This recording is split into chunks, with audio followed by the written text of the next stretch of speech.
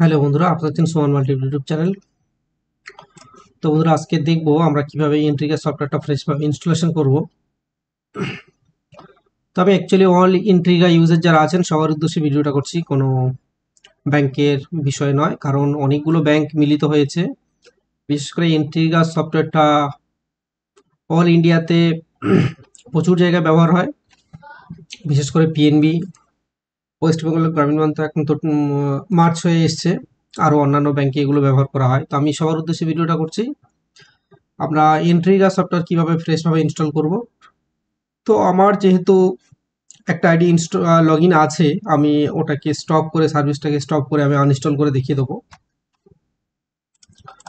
যে কিভাবে ইনস্টলেশনটা করবেন। আমার যদিও অলরেডি ইনস্টল হয়ে লগ ইন করাই আছে, আমি জাস্ট একবার চেক করে নেব।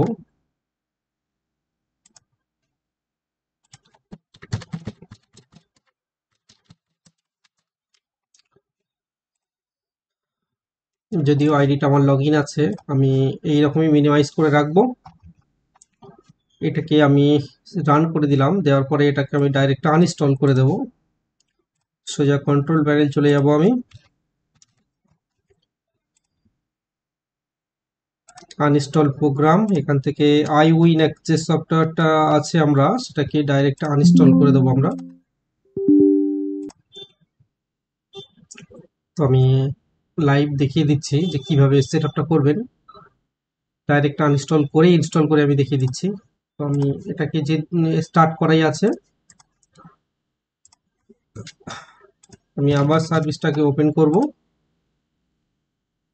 এখানে দেখতে পাচ্ছেন আইউইন একটা অলরেডি চলে গেছে, আর নেই। তো আমরা সার্ভিসটাকে কেটে দেবো, দেওয়ার পরে আমাদের যে হোম পেজটা আছে আমরা সেটাকে একবার রিলোড করব। ডিভাইসটা যেমনই আছে তেমনই থাকবে, যেহেতু আমি মান্ত্রা ইউজ করছি, আমার ডিভাইসটা লাগানোই আছে, ওটা টিক চিহ্ন উঠে আছে। তো আইউইন একটা দেখতে পাচ্ছেন এখানে ক্রস চিহ্ন পড়ে গেছে। আরও আরেকটা জিনিস দেখাবো, আমি আমার যে আইডিটা লগ ইন ছিল, আমি যদি এখানে আবার কোনো একটা অ্যাকাউন্ট নাম্বার টাইপ করি, এখানে not connected please verify network, মানে আমার আর কাজটা করছে না বর্তমানে আনইনস্টল হয়ে থাকার কারণে। তো আমি যেটা মিনিমাইজ করা ছিল করে দেবো, দিয়ে এবার ডাইরেক্ট সফটওয়্যারে চলে যাব। তো এর মধ্যে একটা কথা বলি, আমার যে ডেস্কটপে এই যে ফাইলগুলো দেখতে পাচ্ছেন ডব্লিউ দিয়ে এরকম সেভ করা আছে, ডেট দিয়ে, এগুলো নাম দিয়ে কাস্টমার, এগুলো অ্যাকচুয়ালি আমরা আমি টোটালটা প্রিন্ট তারপরেও পিডিএফ আকারে আমি সেভ করে রাখি আমার কাছে। তো আমার কাছে টোটাল ডেটা সেভই থাকে, যখন যে মুহূর্তে চাই আমি এখান থেকে একটু অ্যাডভান্সভাবে বার করে নেওয়ার চেষ্টা করি। কোনো একটা রিসিভ প্রবলেম হলো তো সাথে সাথে আমি সেটা খোঁজার থেকে আমি ডাইরেক্ট এখান থেকে আমি আমার টোটাল ডেট বাই ডেট আরও তুলে নেওয়া আছে অন্য ডেস্কটপে, তো অ্যাডভান্স কপি করে রাখা আছে এক্সট্রা। এরকমই টোটাল ডেট বাই ডেট আমার এরকমই সেভ থাকে। তো এগুলো সেভ থাকলে কি হয়, আমি সাথে সাথে এটাকে আমি দেখে নিতে পারবো যে আমার কোন কাজটা কোন ডেটে কোথায় কি হয়েছে, আমি রিসিভ খোঁজার থেকে। যদি এটা আমার ব্যক্তিগত ব্যাপার, আমি নিজের মতো সুবিধা মতো আমি করি, আপনারা চাইলে করতে পারেন, নাও করতে পারেন। তো যাই হোক বন্ধুরা, চলুন আমি সরাসরি চলে যাবো এবার ইনস্টলেশন প্রসেস। এখানে আমার আইউইনেক ভার্সনটা যেটা আছে, আপনাদের তো পিডিএফটা এই সফটওয়্যারটা অবশ্যই ডেস্কটপে আছে। আবার এখানে রয়েছে র্যার ফাইল, যেটা তো অলরেডি ডাউনলোড হয়। র্যার ফাইলটাকে রাইট ক্লিক করে এক্সট্রা ফাইল করে নেবেন। নর্মাল ফাইল আসার পরে এই ফাইলটাকে ওপেন করবেন। ভার্সন 2.1 আছে, 2.1টাই এখন ফ্রেশ চলছে। তো ওটা ওপেন করার পরে এই যে লিঙ্ক টাইটেল বা যেটা বলা হয়, আমরা এটাকে ডাইরেক্ট ক্লিক করে কন্ট্রোল সি দিয়ে এটাকে কপি করে নেব, কেটে দেবো। দিয়ে এখান থেকে চলে যাব আমরা সিএমডি ফাইল, সিএমডি টাইপ করব সার্চ বাটনে, এটাকে রাইট ক্লিক করবো করে রান টু অ্যাডমিনিস্ট্রারে যাব, ইয়েস অপশনে ক্লিক করব। করার পরে সিডি স্পেস দিয়ে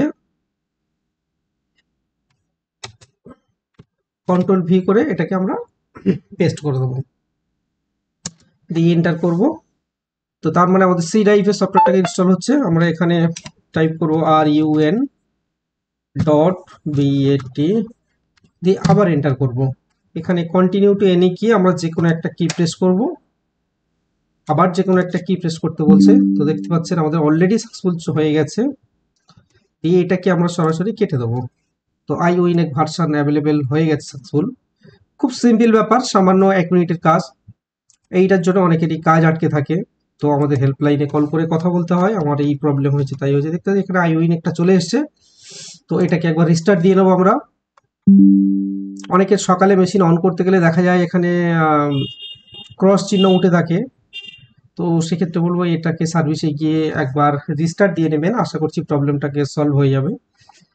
এবার আমরা এখান থেকে সরাসরি চলে যাব সফটওয়্যারে, ডাইরেক্ট হোম পেজে যাব, যেটাকে ক্রস চিহ্ন আছে এটা উঠে গেল কিনা আমরা দেখে নেব। দেখতে পাচ্ছেন দুটোই সব টিক মার্ক চলে এসছে, আমি সফটওয়্যারটা রানিং ছিল সেটাও রানিং আছে কিনা একবার দেখে নেব।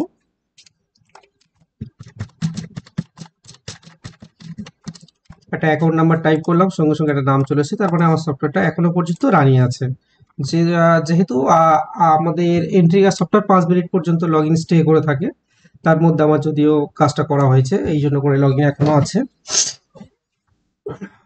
তো আরো একটা থাকে কি ব্রাউজার সেটআপ। ব্রাউজার সেটআপটা যদি ঠিকঠাক না থাকে কি হয়, সেক্ষেত্রে আপনার এই দুটো ক্রস চিহ্নই থেকে যাবে, যতই সফটওয়্যার ইনস্টল করো না কেন আর মানটা বা মর্কো ইনস্টল থাক না কেন ফ্রেশ, সে দুটো ক্রস থাকে। তো তার জন্য কি করতে হয়, কোম্পানি থেকে দুটো আইপি অ্যাড্রেস সবাইকে দেওয়া হয়, বা ওনারা টেকনিক্যাল থেকে নিজেরাই করে দেন।